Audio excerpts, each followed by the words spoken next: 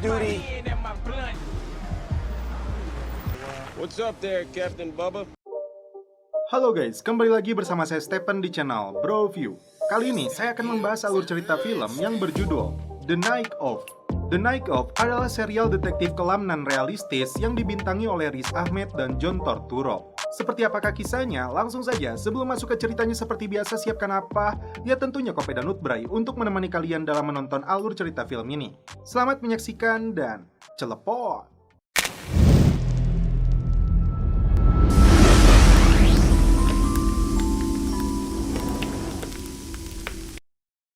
Kisah berawal dari seorang mahasiswa muslim campuran Amerika-Pakistan bernama Nasir Khan yang tergiur dengan ajakan teman-temannya untuk ikut dalam sebuah pesta. Did he say ex-fiance? Pulang dari kampus, Nasir menyempatkan diri untuk membantu bibinya di pasar baru. Saat makan malam bersama keluarganya, Nasir minta izin kepada ibunya untuk ikut dalam sebuah pesta, tapi ibunya tidak mengizinkan. Karena temannya tidak jadi berangkat, Nasir nekat membawa taksi milik ayahnya tanpa izin. Man, you're a punk.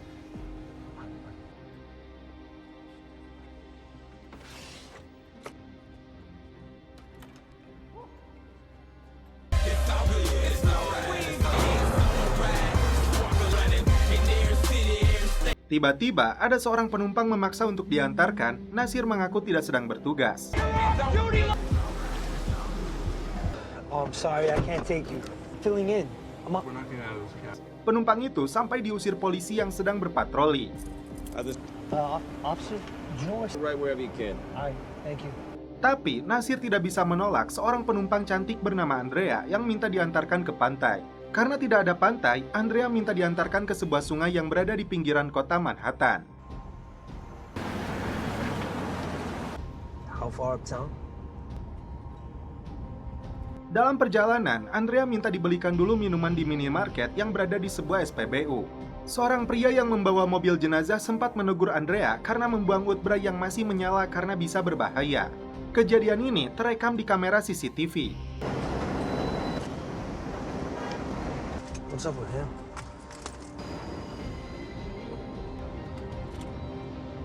What? The cab. It's my dad's. You're missing it. Yeah. Singkat cerita, mereka berdua sampai di lokasi. Tapi Andrea seakan menyimpan beban masalah yang begitu besar dalam hidupnya. Andrea merasa enjoy berada di sisi Nasir, dan Nasir sendiri mulai menyukai wanita cantik ini. Do you ever wish you could just transport your... Dia pun memberikan satu pil obat penenang kepada Nasir. Setelah itu, Nasir diajak ke rumahnya Andrea.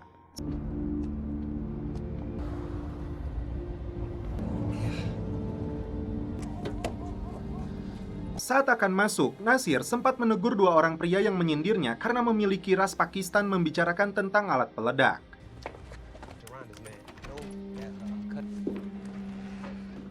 Setelah masuk, Nasir sempat mengeluh karena melihat seekor kucing. Ternyata, Nasir menderita asma yang kadang kambuh kalau berdekatan dengan kucing atau anjing. Karena itu, dia tidak pernah meninggalkan inhalernya. Dalam kondisi mabuk akibat pengaruh minuman dan narkoboy, Andrea mengajak Nasir melakukan permainan tancap pisau. Yeah, turn you on. Now you did it. You did it. Akibatnya, tangan Andrea berdarah karena Nasir tidak bisa fokus untuk melakukannya. That I will do. Dan setelah itu, mereka pun celepot. Di tengah malam, Nasir pergi ke dapur untuk mencari minuman, tapi dia malah tertidur. Karena dia harus segera pulang, Nasir bermaksud untuk pamit kepada Andrea. Namun apa yang terjadi? Andrea sudah tewas bersimbah darah. I should probably get. Here. Karena panik, Nasir langsung kabur, tapi dia lupa jaketnya tertinggal. Terpaksa, dia memecahkan kaca pintunya yang terkunci secara otomatis dari dalam. Ternyata, aksinya dilihat oleh seorang pria yang berada di seberang rumah Andrea. Masuk ke dalam, Nasir langsung mengambil jaket dan pisau yang dia gunakan untuk permainan dengan Andrea.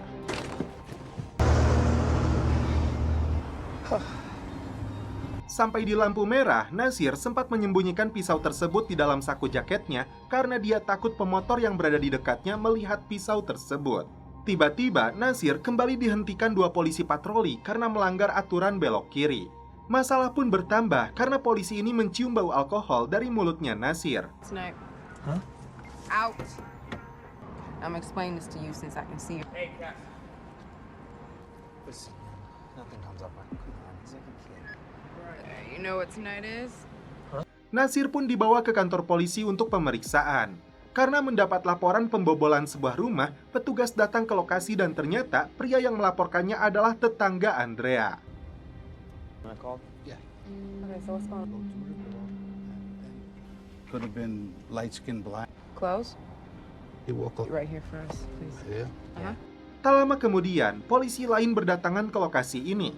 Para polisi ini belum menyadari bahwa pria yang dilaporkan tetangga Andrea ini adalah Nasir. NYPD, anybody home? Hello?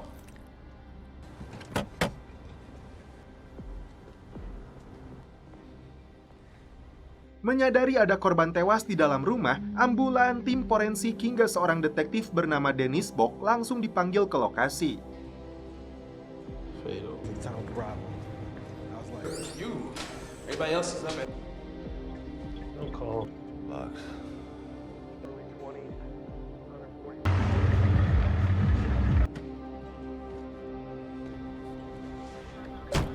Get the door before 10 more people. Over there. Nasir yang dianggap hanya melakukan pelanggaran ringan dibawa ke kantor polisi oleh unit lain. Fox wants you to take him to the station. Kepala polisi yang bernama Danny Leng dan detektif Dennis melihat korban dibunuh secara brutal menggunakan pisau. Dalam perjalanan, Nasir sempat bertanya kepada petugas, apakah wanita itu meninggal? Polisi tidak sadar dari mana Nasir tahu korbannya seorang wanita. Sesampainya di Polres, Nasir disuruh menunggu. Nasir baru menyadari pisau itu masih berada di dalam jaketnya. I got it. Pauline Rodriguez. Di sini Nasir mulai ketar-ketir apa yang harus dia lakukan. Dia pun pindah ke tempat duduk yang mendekati pintu keluar. Ternyata pelapor itu datang juga ke markas polisi ini. Di sisi lain, adik Nasir memberitahu ayahnya karena dia tidak melihat Nasir di dalam kamarnya. Dennis mendapat laporan dari pria yang tadi ditegur oleh Nasir. Dia menuduh pelakunya seorang pria Arab yang sempat dia lihat bersama wanita itu. Tapi Dennis merasa ragu dengan kesaksiannya yang berbelit-belit. Karena itu, pria ini dibawa ke kantor polisi. come in. Kobe ain't got no team, man. Why would he pass the ball if he's on Kobe height-wise and like 3? what did he win for? Ayah Nasir yang bernama Salim langsung menghubungi teman Nasir, tapi dia mengaku tidak tahu keberadaannya karena dia tidak jadi berangkat ke pestanya. Di saat Nasir bermaksud untuk kabur dari kantor polisi ini, tiba-tiba Dennis pun datang. Alhasil, Nasir kembali duduk. Setelah lama menunggu, Nasir dipanggil untuk digeledah. Setelah itu, rencananya Nasir akan dibebaskan karena pelanggaran ringannya. Seen leaving at approximately 0200. That's what I said. Kids, Race, what are you? Vital? Namun, karena ditemukan pisau yang ada darah di dalam jaketnya, saat itu juga Nasir ditangkap. Possibly. Do not move. What's your name, son? Remember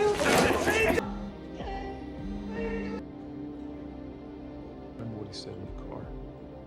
Dalam interogasinya, Nasir yang masih shock mengatakan apa adanya dari mulai Andrea yang tiba-tiba masuk ke dalam taksi ayahnya, kemudian mereka pergi ke pantai dan berakhir di atas ranjang. Remember having somewhere to upstairs, and you're right. I don't. That's what I'm doing. I can't breathe. I wanna go. Setelah itu, Nasir tidak tahu apa yang terjadi karena Andrea tiba-tiba ditemukan tidak bernyawa. Nasir mengaku dia lari karena panik dan ketakutan. Dia tidak tahu apa yang terjadi, tapi dia sangat yakin tidak membunuhnya. Everything we can. Or I'm gonna. I didn't kill her. She's only the second girl I've ever slept with. I'm gonna be straight with you now, because when I'm looking, you see that, right? I did, and I already told you. But they like honesty. They like remorse. Now's the time. Setelah pakaiannya dilepas, detektif ini melihat bekas luka cakaran di punggungnya Nasir.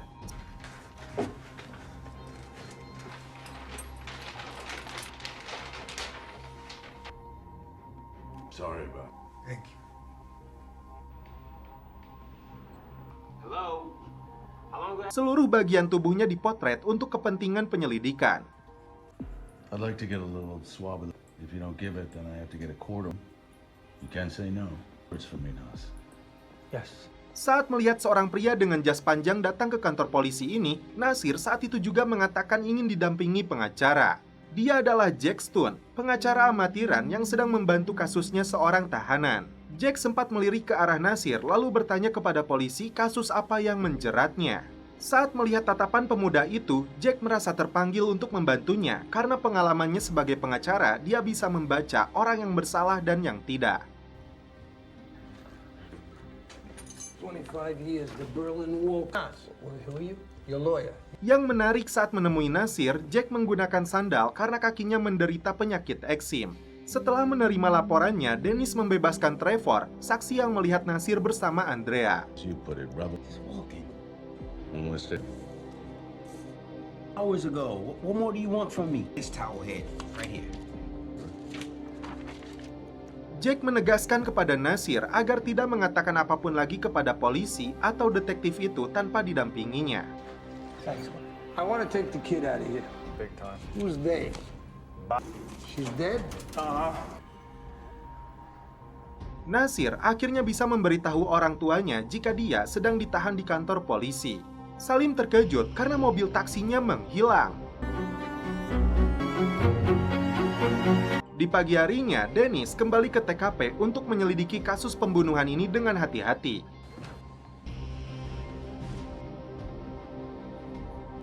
Fox is the senior man. Di sisi lain, Jack memberitahu Nasir bahwa detektif Dennis adalah petugas handal yang sangat profesional menerapkan aturan. Tapi Dennis pun dijuluki sebagai penindas berbakat dan binatang buas yang cerdik. Ternyata, inhaler milik Nasir ditemukan di atas ranjang sebagai salah satu bukti penting kasus ini. Meanwhile, we just... Pria ini adalah Taylor, ayah tiri Andrea yang dipanggil ke kamar jenazah untuk memastikan jasadnya. She's out there. I'd like you to take a look at these photos and Okay. I have to. Liner. You should go take a look at the body yourself. It's her. Sementara itu, orang tua Nasir tidak diperbolehkan menemui anaknya karena polisi menganggap anak mereka itu sudah dewasa. No, it's crazy, but they think he did it. Thank you. All right, good luck. To see our son. His name is Nasir. What? He's an adult. Dennis menemui Taylor untuk mencari informasi tentang kepribadian Andrea. Taylor menyebut anak tirinya itu sering mengkonsumsi narkoboy. Ibu kandungnya Andrea sudah meninggal tahun lalu akibat kanker. Sedangkan ayah kandungnya meninggal sejak Andrea berusia 10 tahun. Did you ever mention the name Nasir? No. In case you seen him around. These aren't Arabs. No. The house. I live in Queens. Kembali ke kantor polisi, Dennis mengizinkan orang tua Nasir untuk menemui anaknya. Stone. You believe it? And letting them see their son. Your parents are here. Sit down. What they're saying. Listen, Papa, when I woke up, she was dead. I didn't even know her name. Bukan tanpa tujuan, dengan kamera CCTV yang dipasang di ruangan itu, Dennis jadi tahu apa saja yang Nasir katakan kepada orang tuanya. No. I just wanted to make. But a mother's prayers never hurt me. He's a subtle beast. I want to talk to the boy again. Down on him yet? Swooped. You tape it? Gonna be the shortest trial in history. I'm John Stone, your son's attorney. Inilah yang tidak disadari oleh Nasir. Akibatnya, Jack langsung ngomel kepada Nasir mempertegas kembali ucapannya agar tidak membicarakan kasus ini kepada siapapun termasuk orang tuanya, karena dia khawatir Dennis akan mempergunakan pengakuannya sebagai senjata. Kali ini, Nasir menuruti perkataan Jack. Tidak sepatah kata pun diucapkannya saat Dennis memancingnya. Father, as soon as the lawyer tell you not to talk to me anymore. Job to him, Nas. Make no mistake. Where he is right now. Downstairs just we can't exist without each lies with anyone trying to stop me from Doing this, should you? what? Talk. I abide by the rules though, I do. Tak cukup sampai di situ, Dennis memberikan inhaler milik Nasir yang ditemukannya di TKP, padahal itu adalah alat bukti. Dennis hanya meminta Nasir mengatakan apa yang sebenarnya terjadi karena semua petunjuk, bukti, dan pengakuan saksi mengarah kepada Nasir sebagai pelakunya. You know, there's something in Christian, Jew, Muslim, finding God. I'm not talking to you anymore.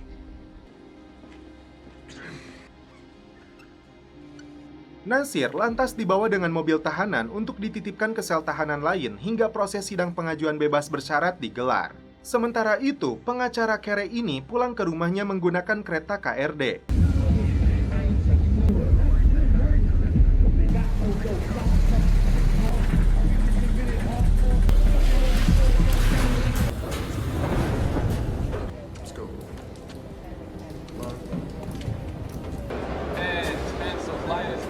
Donation box, no foul, no. You good? Go.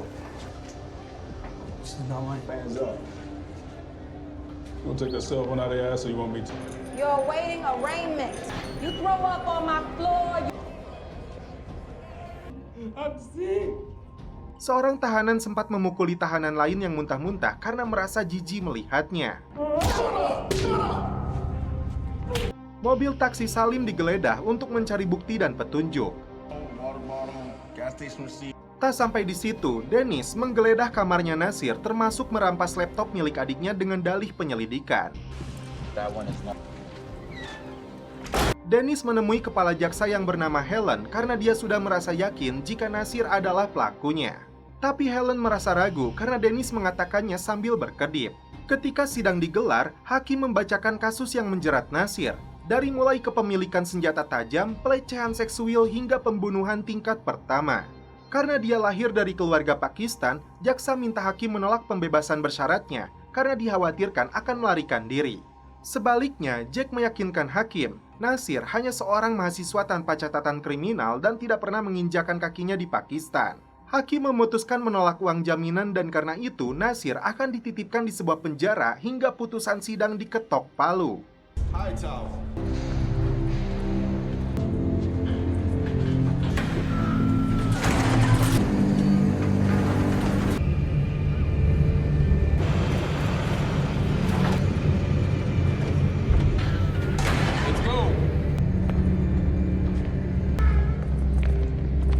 Sebelum dijebloskan ke selnya, Nasir harus melalui serangkaian prosedur. Yang menariknya, petugas menanyakan apakah dia ada kecenderungan untuk bunuh diri dan terikat dengan kelompok gangster. Nasir menjawabnya tidak. Petugas ini mengatakan semoga berhasil. Sebuah peringatan akan kerasnya kehidupan penjara yang dipenuhi para penjahat dan kelompok gangster. Dennis memanggil dua orang polisi yang pertama kali menangkap Nasir. Dia menilai Nasir adalah pembunuh berdarah dingin yang menyembunyikan kejahatan ini dengan wajah polosnya. Karena itu, dua polisi ini harus membantunya meyakinkan juri dan hakim ketika sidang digelar. Harapan Nasir hanya ada pada Jack, pengacara Kere yang harus melawan detektif handal dan jaksa Helen yang sama cerdasnya. Jack datang menemui orang tua Nasir agar mereka mempersiapkan diri, karena kemungkinan terburuknya Nasir akan dituntut dengan hukuman penjara seumur hidup. Untuk memperjuangkan kebebasan Nasir, pengacara ini meminta biaya $75.000 jika kasus ini masuk ke persidangan. Dan jika tidak, maka separuhnya. Salim merasa bingung karena dia hanya seorang supir taksi tidak punya uang sebanyak itu. Jack akhirnya menurunkan biaya jasanya hingga $50.000. Karena masih tidak sanggup untuk membayarnya, Salim akan mempertimbangkannya dulu.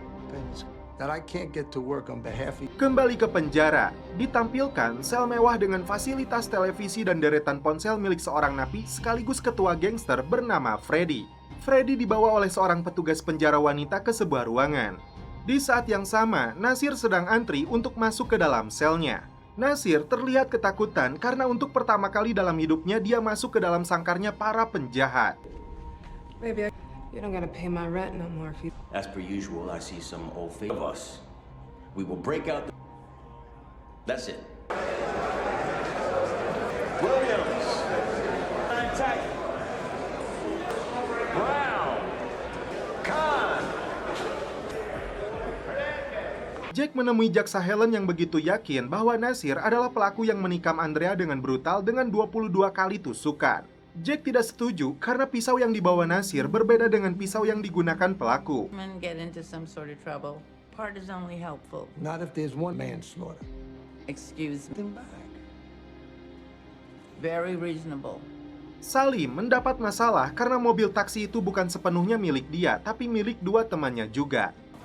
Every day that goes by with Seorang napi bernama Rikers memberitahu Nasir tips untuk bertahan di dalam penjara ini agar dia selamat dari serangan kelompok gangster.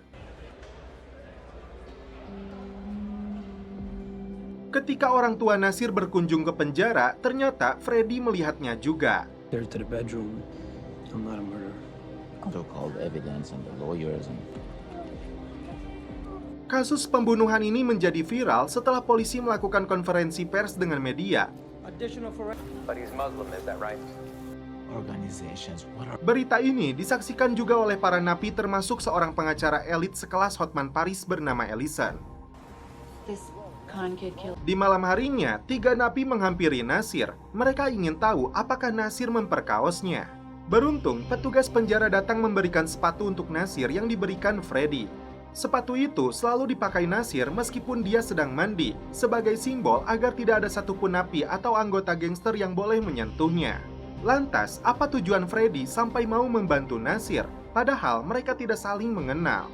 Sesuai saran dokter, Jack terpaksa menggunakan plastik wrap untuk mencegah infeksi lebih parah di kakinya. Datang ke TKP, Jack menemukan kucing Andrea yang kelaparan.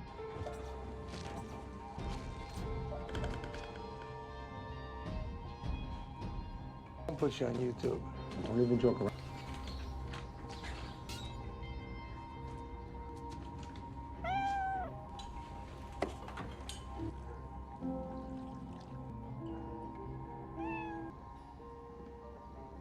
Kembali ke penjara, Freddy memperhatikan Nasir yang sedang sholat berjamaah dengan beberapa tahanan lainnya. Si pengacara elit Ellison mengajak karyawannya yang bernama Chandra untuk menemui orang tua Nasir. Ellison menawarkan untuk menjadi pengacaranya Nasir karena dia menilai Jack bukanlah pengacara kasus besar yang terbiasa dengan kasus pembunuhan. Dia hanya pengacara amatiran dan receh. Tidak seperti Jack yang minta imbalan $50.000, Ellison akan memberi bantuan kepada Salim melalui firma hukumnya untuk menjadi pengacaranya Nasir tanpa bayaran. Salim dan istrinya yang mengalami masalah dengan ekonomi tentu saja menerima penawaran baik ini. Hari itu, Jack membeli pakaian murah untuk diberikan kepada Nasir. Sementara itu, Nasir sendiri mendapat informasi tentang kedatangan pengacara elit ini ke rumah orang tuanya. Jack tidak menduga bahwa Nasir dan keluarganya telah menyewa pengacara lain untuk membantu kasusnya. Padahal, Jack merasa ada panggilan besar dari dalam hatinya untuk membantu Nasir. Go until you do.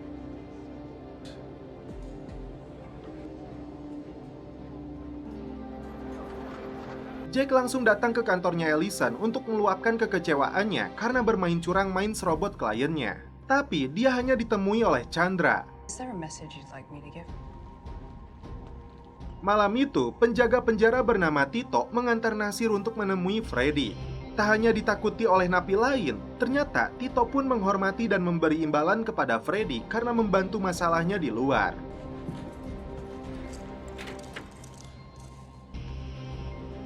Tito?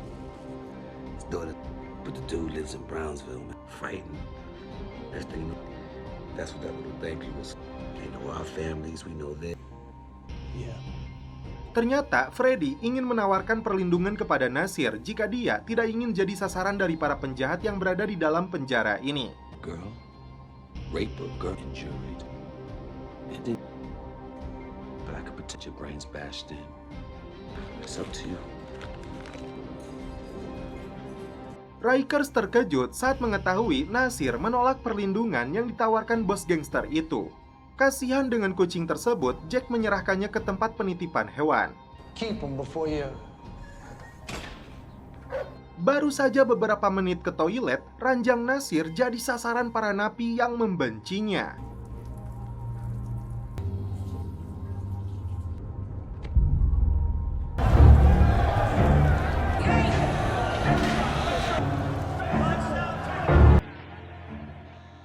Dan setelah itu, film pun berlanjut ke episode 4.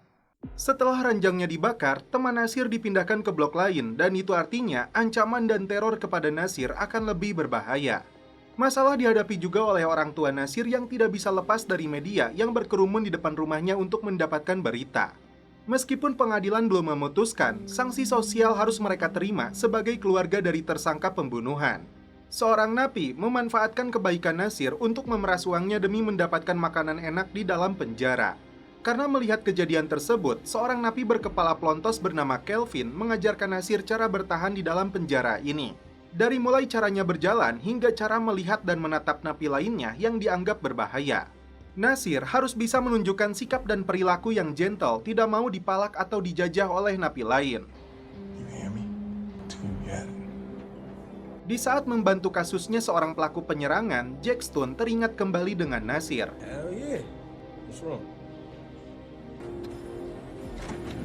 Karena itu, dia datang ke pemakamannya Andrea untuk mencari informasi dari kedua temannya. Tapi rencananya dijegal oleh Dennis yang sudah mengetahui bahwa Jack bukanlah pengacaranya Nasir lagi. Setelah semua orang pergi, Jack merekam dua pria yang beradu mulut di pemakamannya Andrea. Saat melihat fotonya Andrea di media sosial, Jack mendatangi lokasi tersebut untuk mencari petunjuk. Di lapang penjara itu, Kelvin kembali memberitahu Nasir tentang Freddy dan anggotanya yang menjadi penguasa di dalam penjara ini. Berbeda dengan teman Nasir sebelumnya yang menyuruh Nasir untuk menerima tawaran bantuan dari Freddy. Di sini justru Kelvin melarang Nasir untuk terlibat dengan Freddy karena akan membuatnya makin terjerumus ke dunia gelap. Lokasi yang didatangi oleh Jack itu rupanya sebuah tempat rehabilitasi untuk para pecandu narkoboy. Karena terciduk sedang memotret lokasi ini, wanita itu pun langsung mengusir Jack. Orang tua Sally mendapat masalah baru karena adik Nasir terlibat perkelahian di sekolahnya karena kasus yang menjerat Nasir. I'm sorry. Pria yang bekerja di panti rehabilitasi itu menawarkan diri untuk memotret dokumen tentang Andrea asalkan dibayar $350.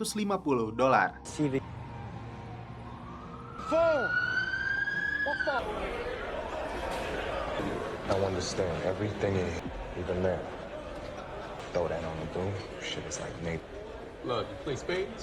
That's right. Dokumen itu berisi catatan bahwa Andrea itu seorang pecandu yang pernah bolak-balik ke tempat rehabilitasi. Rupanya Jack menjual dokumen itu kepada Chandra untuk mencari keuntungan. I'm sorry, it's just my father. I prefer... Belum jelas apa tujuannya, Nasir diberikan kostum penjara warna hijau oleh Freddy sebelum menghadiri sidang pembebasan bersyarat.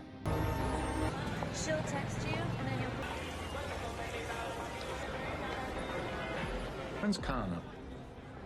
These cameras out of here. Nasir, hi, sit down. They're supposed to give me an ass is what they did. Can you do that for me? Look straight ahead, but don't stare at anybody. In an orange jumpsuit. Tidak ingin ketinggalan kasus ini, Jack dan jaksa Helen ikut hadir menyaksikan jalannya persidangan. Ellison minta hakim mengabulkan permohonan bebas bersyarat karena Nasir tidak punya catatan kriminal, termasuk paspor untuk kabur ke luar negeri. Tapi, hakim memandang kasus pembunuhan ini menyita perhatian publik dan karena itu permohonannya ditolak. Ketika sesi wawancara, Salim sempat ingin mengatakan sesuatu kepada Ellison, tapi dia tidak menghiraukannya. Di sini mulai terlihat watak asli dari pengacara elit ini. Seorang napi tiba-tiba menyerang tangannya Nasir. Setelah membalutnya dengan kain, Nasir datang menemui Freddy karena ingin mengetahui kenapa dia memberinya kostum hijau. Rupanya, kostum oranye yang dipakai napi menjadi simbol sebagai pelaku kekerasan. Nasir lantas bertanya kenapa Freddy memilihnya untuk ditawarkan perlindungan. Ternyata, sebelum menjadi seorang gangster dan mafia, dulunya Freddy ini seorang mahasiswa terpelajar persis seperti Nasir. Jadi menurutnya, Nasir ini mengingatkan dirinya saat muda dulu. Itu sebabnya Nasir yang dia pilih. Karena Freddy butuh anak buah yang cerdas tidak seperti anak buahnya yang bernama Victor itu hanya mengandalkan fisiknya saja seperti gorila. Di sini Nasir masih belum memutuskan untuk minta bantuan ketua gangster ini. Keesokan harinya, saat latihan tinju, Nasir menyaksikan begitu kuasanya Freddy memukuli seorang napi yang terbukti menjalankan bisnis untuk menyainginya.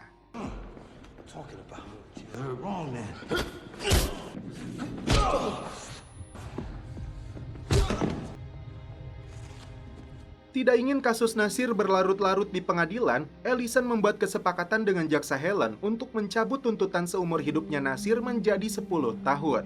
Setelah negosiasi, Helen bersedia mengajukan tuntutan 15 tahun penjara. Asalkan di depan hakim Nasir mengaku bersalah telah membunuh Andrea. Setelah mereka sepakat, Ellison datang ke penjara untuk meyakinkan Nasir bahwa ini satu-satunya jalan terbaik untuk Nasir daripada mati di dalam penjara. Nasir akan mempertimbangkannya dulu, tapi dia ingin bertemu juga dengan Chandra.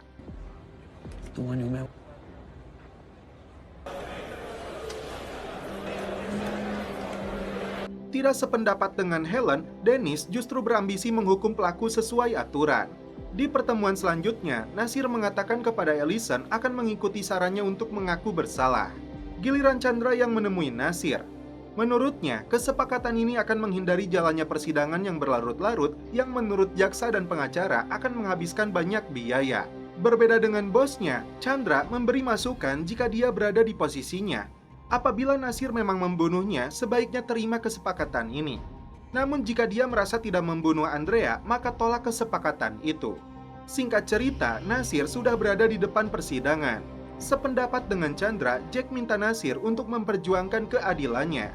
Disinilah Nasir membuat keputusan yang mengejutkan semua pihak, khususnya si pengacara dan jaksa yang telah membuat kesepakatan. Have you spoken with your lawyer? You understand that by pleading guilty today, are you pleading guilty because... Yes. Nasir menceritakan kejadian di malam itu. Memang, dia mengaku telah bersalah karena panik dan lari, tapi dia yakin tidak membunuh Andrea. Karena pengakuan Nasir ini, otomatis sidang akan dilanjutkan. Killed her. No. We got here today. Nasir tidak mempermasalahkan Ellison memutuskan untuk mundur sebagai pengacaranya, bahkan mencabut jasa gratis yang dia janjikan sebelumnya. Jika orang tuanya mau, Ellison hanya menawarkan Chandra sebagai pengacaranya Nasir. Tak diduga, Kelvin menyiramkan air panas yang dicampur minyak ke tangannya Nasir. Tindakan itu dia lakukan karena tidak percaya kepada Nasir yang mengaku bukanlah pembunuhnya. Kepada petugas penjara, Nasir tidak memberitahu pelakunya.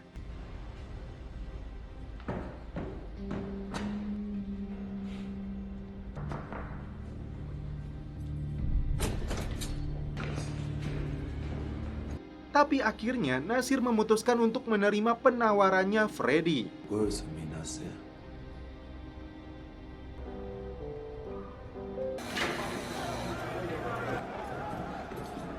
Thank you. You're welcome. Chandra minta bantuan Jack setelah Ellison yang mundur menunjuknya untuk menjadi pengacaranya Nasir. Setelah adu harga, Chandra setuju untuk membayar Jack $30.000. Dan jasa mereka tentunya akan dibebankan kepada orang tuanya Nasir. Karena kasus ini berlanjut di pengadilan, jaksa dan kepolisian bekerja sama untuk membuktikan bahwa Nasir memanglah pelakunya. Begitupun dengan Jack dan Chandra yang mulai bekerja sama untuk mencari petunjuk dari mana Andrea mendapatkan pil dan narkoboynya yang membuat Nasir kehilangan kesadaran. Kembali ke penjara, Freddy dan anak buahnya sudah menghajar si Kelvin karena kini Nasir resmi menjadi anak buahnya bos gangster ini. Giliran Nasir yang meluapkan kemarahannya kepada napi ini hingga berakhir di ICU. Sementara itu, untuk membuktikan pengakuannya tersangka, Detektif Dennis mulai menelusuri kejadian di malam itu dari rute awal pertemuan Nasir dan Andrea hingga berakhir di rumah korban. She said she wanted to go.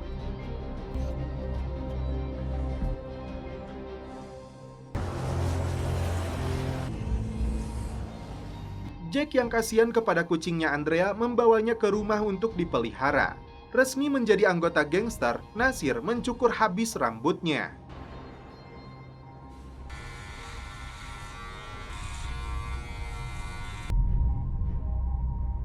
Tak hanya itu, pertama kalinya Nasir mencoba utbra yang diberikan oleh Freddy. The other, right? My preference too. His sister was his cut, man. Datang ke sebuah restoran, seorang pelayan bernama Kathy, dia tidak bisa mengelak saat Jack menuduhnya menjual narkoboy kepada Andrea. Sit down, Cuddy. Who do you think I am, Pablo Escobar? Nah, he'll find something. No, he won't. Bye. Untuk membantu penyelidikan kasus ini, Jack menyewa seorang detektif swasta mencari petunjuk di rumah korban. Not my first murder.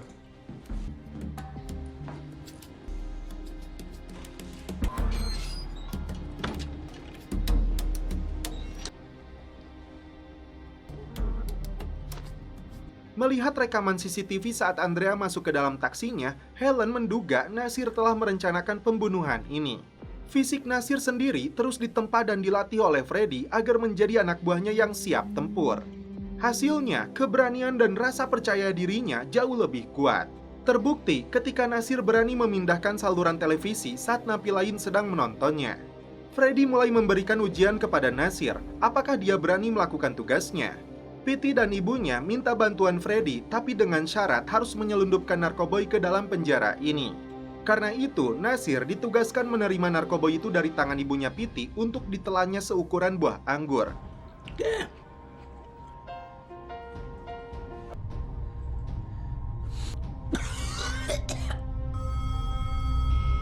Di saat Jack dan Chandra datang ke penjara, Nasir justru memperhatikan Piti dan ibunya.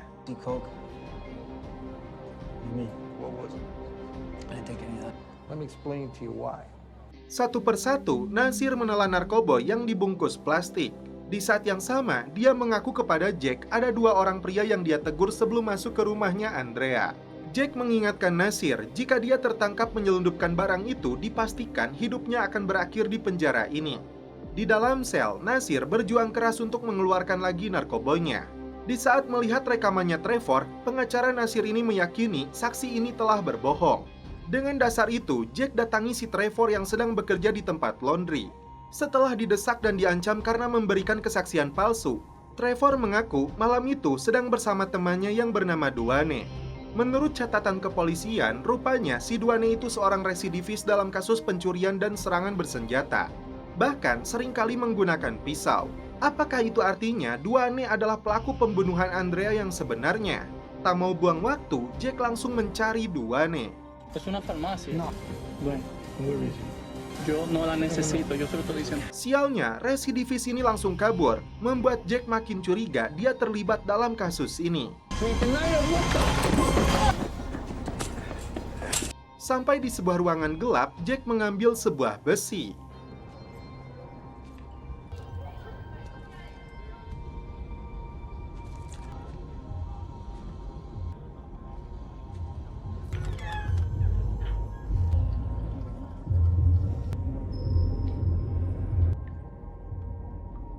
Dan setelah itu, film pun berlanjut ke episode 6. Dengan kekuasaan yang dimilikinya, Freddy dengan bebas mengkonsumsi narkoboy di selnya. Kemudian, Nasir diberikan sebuah ponsel yang bisa digunakan untuk menghubungi keluarganya.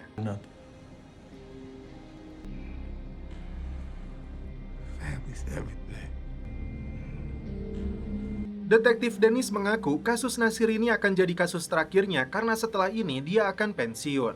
Perhatiannya kini tertuju kepada teman sekolah Nasir yang bernama Amir. Karena jadi barang mahal, seorang napi bermaksud untuk meminjam ponselnya Nasir, tapi dia tidak mau memberikannya. Gagal dengan pengobatan medis, Jack Stone datang ke tabib Cina untuk mengobati penyakit eksimnya yang kian parah. Well, can you help me? For feet? For sex? Okay. Nope. Untuk pertama kalinya juga, Nasir membuat tato di jari tangannya sebagai simbol anggota gangsternya Freddy.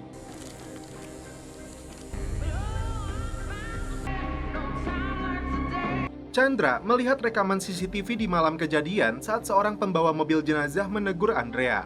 Penyelidikan ini perlu dia lakukan untuk mengungkap pelaku yang sebenarnya.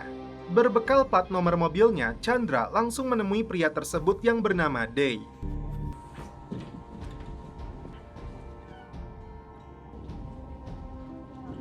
Mr. Day? No, I don't have it, man. I got work to do. Chandra menceritakan tentang kematian Andrea di malam itu. Pria yang sehari-hari mengurus jenazah ini mengaku melihat Andrea dengan mata batinnya karena wanita itu menghancurkan dirinya sendiri. Day mengaku menegurnya karena dia tidak suka dengan sikapnya menjalani hidup ini. Tapi dia tidak melihat pria yang sedang bersama Andrea. Karena ucapannya cukup menakutkan, Chandra segera pergi dari sana. Apakah pengurus jenazah ini terlibat dengan kematian Andrea? Semuanya masih belum jelas. I'm not interested in being sick. Brought him to Gaza, and there's no other reason. Everything about him is so hard. School. That's in the Bronx, right? So why would a kid transfer out of it? Dennis mendapatkan informasi dari guru basket saat SMA Nasir terlibat perkelahian dengan teman sekolahnya yang mengakibatkan tangannya patah dan tengkorak kepalanya retak. Dennis memberitahu Jack kasus kekerasan Nasir saat di SMA terhadap teman kelasnya yang bernama Stephen Diaz. Jack khawatir karena jaksa dan polisi akan menggunakan kasus selama ini untuk menjerat Nasir yang sebelumnya dinyatakan bersih dari catatan kriminal. Nasir mengaku kepada Chandra perkelahian itu terjadi karena dia dan keluarganya selalu dihina. She never understood. Other than that, I felt nothing. It wasn't so easy for me either. Terlihat adik Nasir mengotori loker semua siswa sebagai bentuk kekesalan dan perlawanan akibat kasus yang menimpa Nasir dan sanksi sosial terhadap keluarganya. Setelah dikeluarkan dari perusahaannya, Ibu Nasir harus banting tulang bekerja apa saja termasuk jadi petugas kebersihan untuk membantu ekonomi keluarganya. Hal yang sama dilakukan Salim, menjadi kurir ekspedisi dan kebetulan paketnya dikirimkan ke rumahnya Chandra. Kali ini, Nasir menolak kemeja putih dan dasi yang diberikan oleh Freddy. Setelah sekian lama memakai sendal, untuk pertama kalinya Jack bisa menggunakan sepatu favoritnya.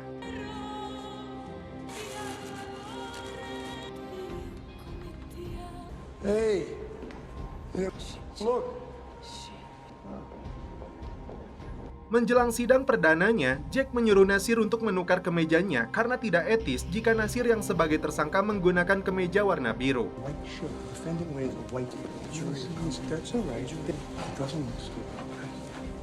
All rise. Everybody, have a seat.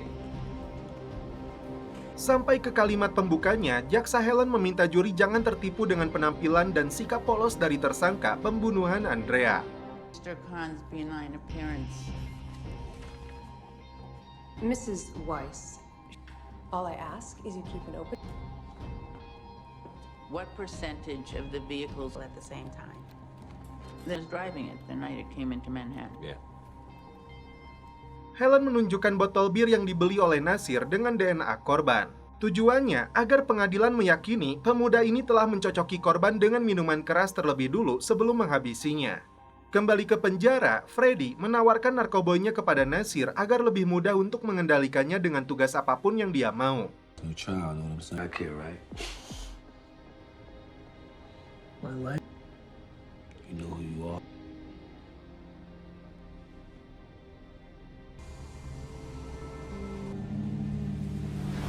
Giliran polwan ini yang memberikan kesaksiannya, awal mula dia menangkap Nasir karena mengemudi dalam keadaan mabuk.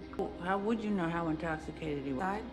Detective Box arrived. Once everybody was doing their thing, Hingga akhirnya dia menemukan pisau di balik jaketnya.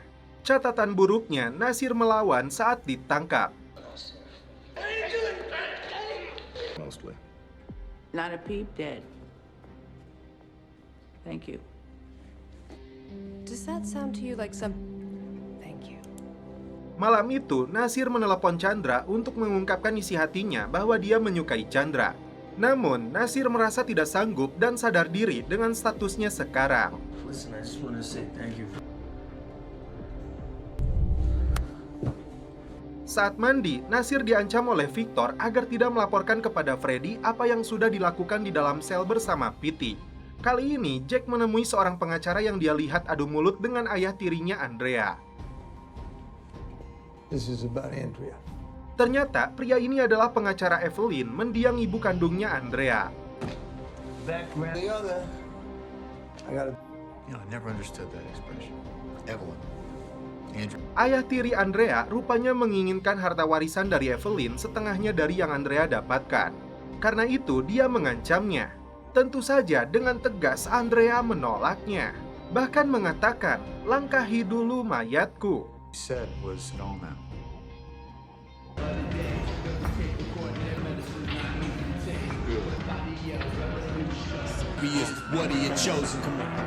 What we have here is the same scenario. Misdemeanor homicide.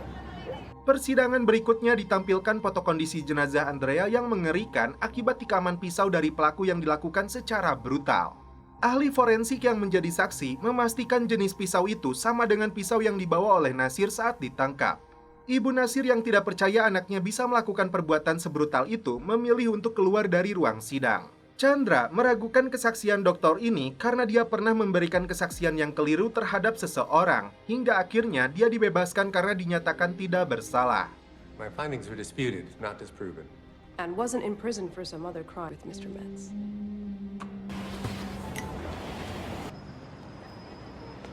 Selepas sidang, Chandra meminta Ibu Nasir tidak melakukan tindakan seperti itu lagi, karena saat ini Nasir membutuhkan bantuan moral dari orang-orang terdekatnya.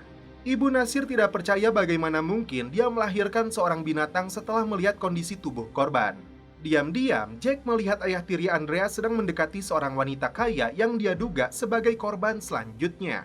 Di persidangan selanjutnya, ditampilkan punggung Nasir yang lecet dan selaput kulit punggungnya itu ditemukan di dalam kukunya Andrea. Nasir sebelumnya mengaku itu karena gaya bercinta yang dilakukan keduanya. Setelah dari restoran, Jack kembali melihat Taylor di sebuah gym kembali mendekati wanita kaya itu. Teman kuliah Nasir yang bernama Amir memberikan kesaksian bahwa Nasir sering menjual obat-obatan kepada teman-teman kuliahnya termasuk dia sendiri. Nasir terlihat menggelengkan kepalanya seakan kecewa dengan apa yang dilakukan temannya itu. Business. Kembali ke penjara, Nasir melihat Piti dibawa masuk ke dalam selnya Victor. Dia curiga Piti menjadi korban celepotannya. Lagi-lagi, Nasir harus menyelundupkan narkoboy pesanan Freddy. Guru basket memberikan kesaksian yang memberatkan Nasir saat dia memukuli dua teman kelasnya hingga berakhir di rumah sakit. Yang mengejutkan, Nasir terlihat dingin seakan tidak merasa bersalah dengan tindakan kekerasan yang sudah dilakukannya itu. Aksi pengintaian yang dilakukan Jack rupanya tercium oleh Taylor, dan kini justru dia sendiri yang mendapat ancamannya. Apakah Taylor terlibat dalam kematian Andrea? Lagi-lagi benang merahnya belum terungkap. Kali ini, detektif Dennis yang hadir untuk menjadi saksi meyakinkan juri dan hakim bahwa Nasir memanglah pelakunya berdasarkan bukti-bukti yang dia kumpulkan. Meskipun sampai saat ini Nasir tidak mau mengakuinya. Confess. Then when the DA mountain of evidence, don't you? Thank you, detective. Teman Andrea yang bernama Cutler dipanggil menjadi saksi karena dialah yang menyuplai narkoboy untuknya. To acquire something, provide them to her. Yeah. Thank you. Kembali ke penjara, hubungan Chandra dan Nasir makin dekat karena dia percaya Nasir bukanlah pembunuh dan setelah itu mereka pun celepot.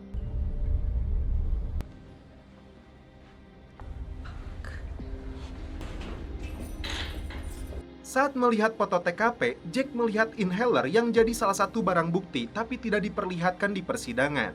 Kali ini, Dr. Katz hadir untuk menjadi saksi setelah sebelumnya diminta pengacara untuk menyelidiki TKP pembunuhan. Dia meyakini pisau yang dibawa Nasir dengan pisau yang digunakan pelaku memang jenis yang sama tapi pisau yang berbeda, karena pisau itu dibeli satu set.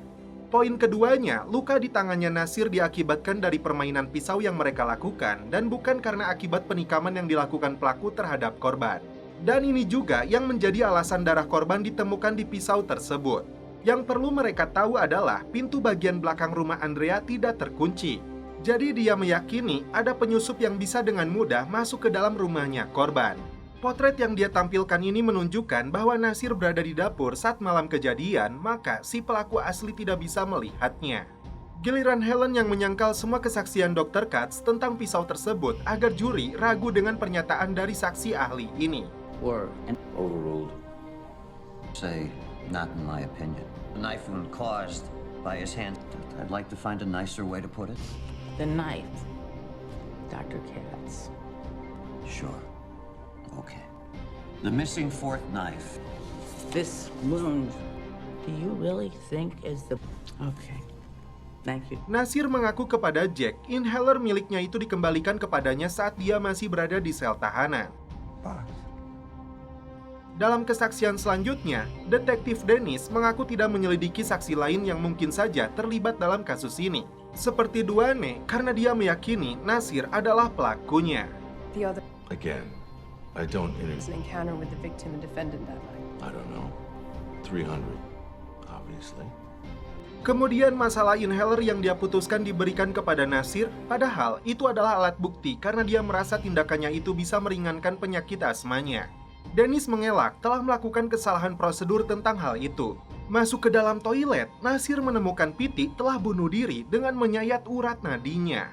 Sampai saat ini, Freddy tidak menyadari bahwa Piti nekat melakukan itu gara-gara si Victor ini. Apakah Nasir akan mengatakan apa yang sebenarnya terjadi?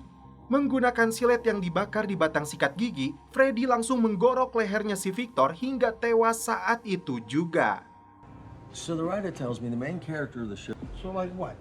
Bounce around every... Punches out, comes home, has dinner with...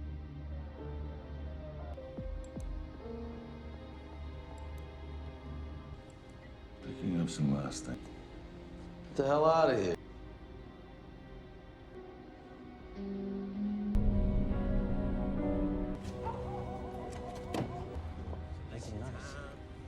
Hadir dalam persidangan kedua kalinya, Trevor mengaku melihat Andrea bersama Nasir serta temannya yang bernama Duane. Padahal pengakuan sebelumnya kepada detektif dia sedang sendirian. Tapi meskipun dia dianggap memberikan keterangan yang salah, tetap saja tidak ada petunjuk yang mengarahkan pria ini terlibat dalam tewasnya Andrea. Dwayne Reed. They're like, oh, you trying... Mr. Williams. You got it. Giliran Duane yang dipanggil ke persidangan. Mantan residivis dengan berbagai kejahatan ini diserang dengan berbagai pertanyaan oleh Chandra karena seringkali menggunakan pisau untuk melancarkan aksinya. Come running up on me, I had to fight. A 5-inch steak knife, according to the police. But my question is where the knife came from. Di malam kejadian itu, Duane mengaku sedang bersama Trevor, tapi tetap saja tidak ada petunjuk atau bukti yang mengarahkan Duane terlibat dalam kasus ini. No. Selanjutnya, si pengurus jenazah yang dipanggil oleh pengacara untuk hadir menjadi saksi. Malam itu, Day menegur Andrea karena membuang Woodbury di pom bensin. Setelah mereka pergi, Day tidak membuntuti tersangka dan korban, tapi datang ke sebuah hotel. Lagi-lagi, Chandra harus gigit jari karena pria ini memang tidak terlibat. So, you're done filling your... Where are you going then? An SRO hotel for men on 100. We'd be able to verify where you went that night. Kali ini, giliran Jack Stone yang balik mengancam si Taylor untuk datang ke pengadilan. Karena ada beberapa yang bisa mengarahkan ayah tirinya Andrea ini terlibat. Taylor tidak mengelak menikahi ibu Andrea dengan selisih usia 20 tahun lebih tua darinya. Taylor mengincar hartanya dan rumah yang bernilai $10 juta setelah kematian Evelyn. Karena itu, Andrea sangat marah kepadanya karena kasus perebutan harta Gonogini itu sampai ke pengadilan. Tapi itu semua tidak jadi alasan bagi Taylor untuk menghabisi nyawanya. Mouse. And these... And no. Restraining orders in both cases. I don't know. Well, here it is. October 27th. You know what time surrogate's court open? Helen tampak percaya diri karena semua saksi yang dihadirkan pengacara tidak satupun yang berpotensi sebagai pelaku yang sebenarnya. Sementara itu, Dennis melihat rekaman Andrea sedang terlibat perselisihan dengan seorang pria yang tidak terlihat wajahnya. Berdasarkan rekaman itu, Dennis menyelidikinya untuk mencari tahu identitas pria tersebut. Not without a subpoena. This is my subpoena. Only pretended. Jack mulai khawatir karena tidak ada lagi saksi yang bisa mereka hadirkan di persidangan untuk menyelamatkan Nasir. Tidak punya jalan lain, Chandra berniat untuk meminta keterangan Nasir secara gamblang di persidangan. Dengan tegas, Jack tidak setuju karena dia khawatir pengakuan Nasir justru akan dimanfaatkan jaksa dan merubah keyakinannya Nasir bahwa dia tidak membunuh Andrea. Tapi Chandra sepertinya akan tetap melakukan langkah ini. Chandra kemudian menemui Nasir di penjara untuk minta persetujuannya. Nasir setuju, tapi Chandra harus melakukan satu permintaannya. Malam itu, Chandra membeli satu paket pil narkoboy kepada seseorang untuk diberikan kepada Nasir.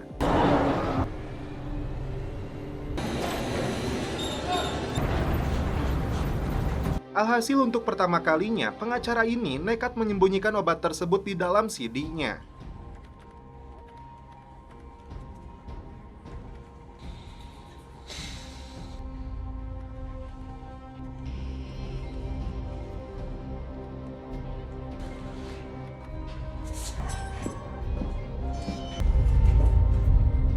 Dalam kesaksiannya, Nasir kembali menceritakan awal mula kejadian di malam itu seperti laporannya kepada polisi apa adanya. Say goodbye. Blood, the wound. I panicked and I ran. Disinilah Helen memanfaatkan kelemahan Nasir karena mengaku tidak ingat apa yang terjadi setelah dia tertidur di dapur akibat pengaruh narkoboy.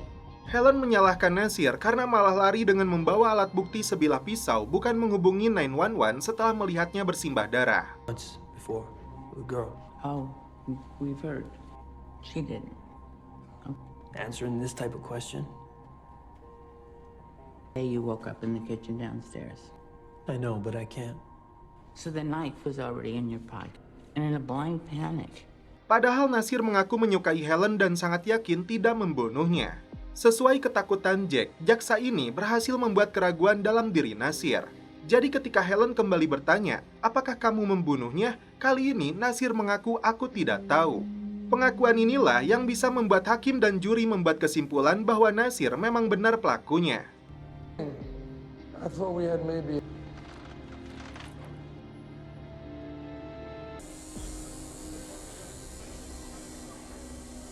Dennis akhirnya menemukan pria yang berselisih dengan Andrea yang ternyata adalah Ray, penasehat keuangannya.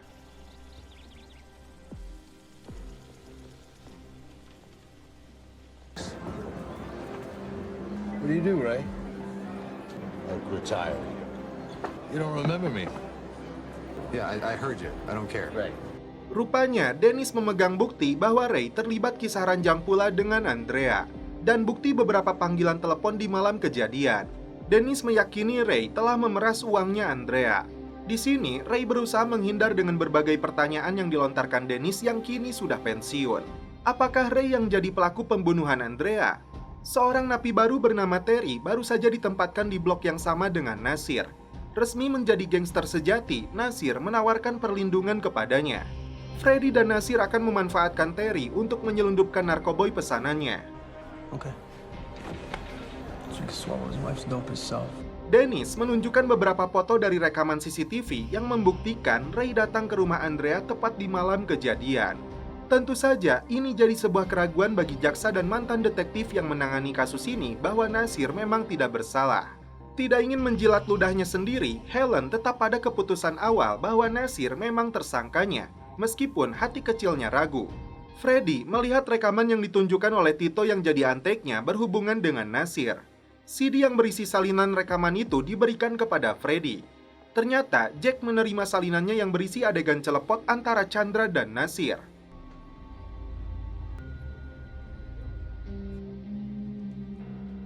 Jack segera menemui Nasir untuk memberikan teguran dan peringatan karena tindakan tidak etis mereka ini akan mempengaruhi kasusnya, termasuk karir Chandra pun akan tamat.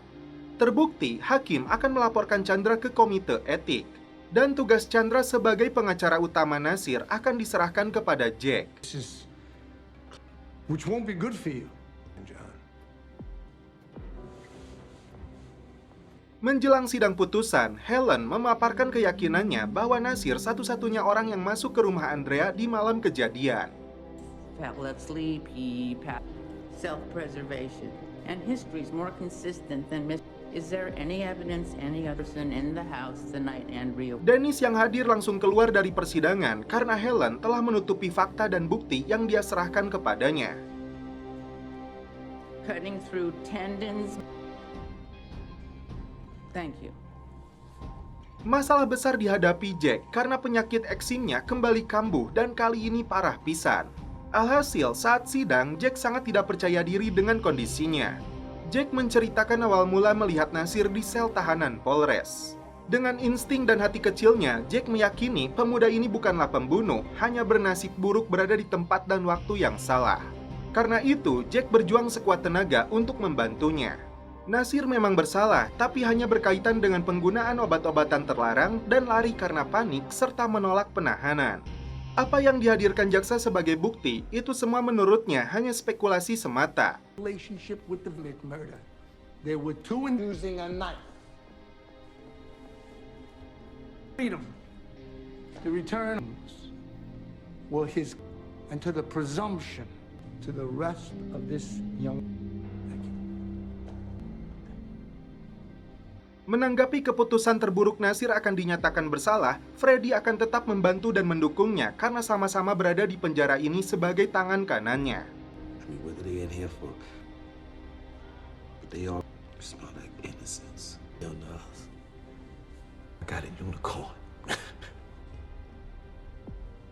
Hingga tiba waktunya keputusan juri. Rupanya, para juri mengalami jalan buntu karena 6 juri menyatakan Nasir bersalah dan 6 juri lainnya menyatakan tidak bersalah. Karena keputusan juri seperti itu, hakim membubarkan juri dan menyerahkan kepada jaksa apakah akan membentuk tim juri baru atau tidak. Ternyata Helen memutuskan tidak akan melanjutkan tuntutannya dan itu artinya Nasir akan bebas. Nasir pun mulai berkemas untuk meninggalkan penjara ini.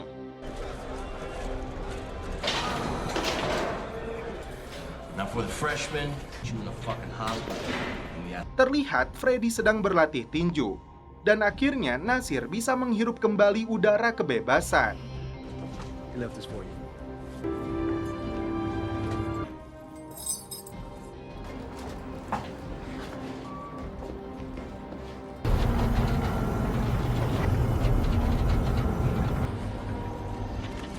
Helen mengajak Dennis untuk mengejar Ray, orang yang mereka yakini sebagai pelaku sebenarnya. Nasir akhirnya bisa berkumpul lagi dengan keluarganya. Go out. I'm so happy you're home. Okay.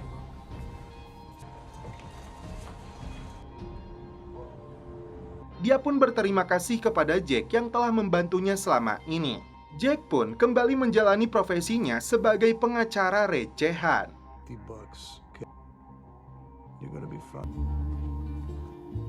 Dan setelah itu, film pun berakhir. Oke guys, terima kasih yang sudah menonton sampai episode terakhir ini. Salam percelopotan duniawi, keep enjoy.